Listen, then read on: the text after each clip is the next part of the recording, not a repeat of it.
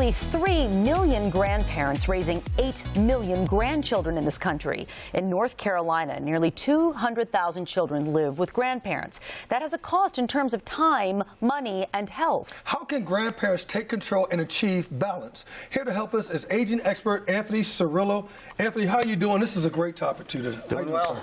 Good to see you. Good morning to you. Okay, so why is this the trend? What's causing it? Well, there's a lot of different things. So first of all, the opioid crisis. People don't realize that a lot of kids become, orphaned in many ways. And so parents can't take care of them. They won't take care of them, or they're not allowed to take care of them, and that gets into incarceration issues and things like that. So that's certainly one issue. Military deployment. So my daughter has deployed. She's a single mother of 2 young kids, and so when they deploy, you need to, sometimes you need to step in and help. Unfortunately, there's an increased suicide rate in this country. We talked about incarceration. Sometimes it's grandparents who want to step in because they see that somebody might be lost to a foster situation, and they kind of want to bring them back in. And here's an interesting one I think we're going to see trending, because I saw this earlier today.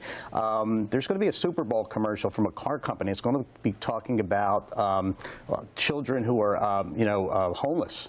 And so, when you think about homeless children, obviously there's, going to be, are there opportunities there where grandparents can step up? I guarantee after the Super Bowl that's going to be trending. So obviously this impacts, if you're a grandparent raising a grandchild, it's going to impact. And a lot of times these happen, unfortunately, in lower economic situations where people's health is at issue, or, then their economics are at issue. With how long do they have to retire? How much do they have to dip into their savings? All kinds of things like that. So I would imagine that the grandparent and grandchild relationship is going to change dramatically. What are some of the things that you've seen in that change of relationship? Yeah, so, obviously, I have 6 grandchildren, and when we go see the grandkids, it's, hey, mom, hey, pop, and we play. And, sometimes we're disciplinarian, but, it's rare, and you got to finesse it, when the parents are there.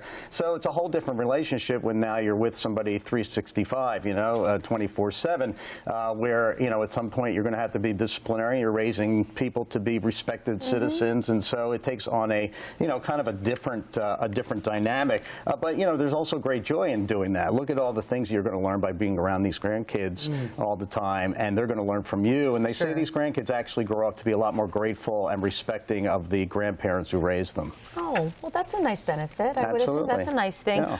Finances are such a big part of this. Is there a way that, people can receive some help or assistance in this? Yeah, and there's a couple things I'll mention. Because they're so long names, I'll actually read them. And if anybody's interested, on my website, theagingexperience.com/Charlotte today, all these links are up there. Okay. So there's something called the National Family Caregiver Support Program. They provide grants to states to fund caregivers, so you might want to check with your local area agency on aging to see if they have grants available and who they're available for. There's something called the Temporary Assistance for Needy Families Program, TANF, provides caregivers with a monthly cash benefit, so you might want to think about that as well. The other thing is that people recommend that you surround yourself with a team, social workers, financial planners, accountants, because you may adopt, you may, go into a situation where the legal status changes, where it might affect benefits in a good way or a bad way. If you're employed, you might be available for caregiving benefits, at your workplace. And so there's a lot of different things that may change. So people think about that. And they also think, if you have some means, they sometimes, again, can consult your financial planner. You might want to change your portfolio up a little bit to get more yield, to get more money to raise kids, obviously.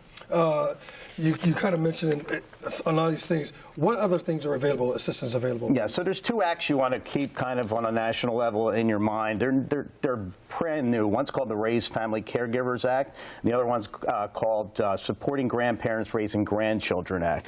And they're kind of going to be clearinghouses eventually for what services are available.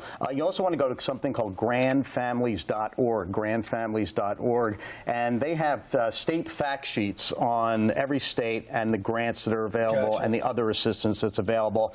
This whole area of raising kids, grandkids, is called kind of kinship programs, and there's a lot of support growing around in the healthcare community around this, because obviously there's school attendance issues, there are nutrition issues. So think about that. There's something called grand housing. These are apartments. There's There's one in New York where grandparents and grandchildren actually live together. And the reason this is timely, because there was something in the news just a few weeks ago in Florida. A grandson was abandoned by his parents for some reason or another. The grandparents took him into a continuing care retirement community on all the levels of care. Well, the HOA wants to kick them out because it's against the rules. So as you see more of that, you're going to see more of these social issues kind of pop up as well. And then finally, UNCC, two things actually. UNCC Charlotte, the gerontology program, Dr. Montero, they have a 6-week class for grandparents, and they've run one, they're running another one, and it's really increased the effectiveness. And then I run something called a caregiversummit.org. We have over 130 caregiving videos, and we cover that topic as well. Very good, Anthony. Thank you so much. For more information, check out theagingexperience.com.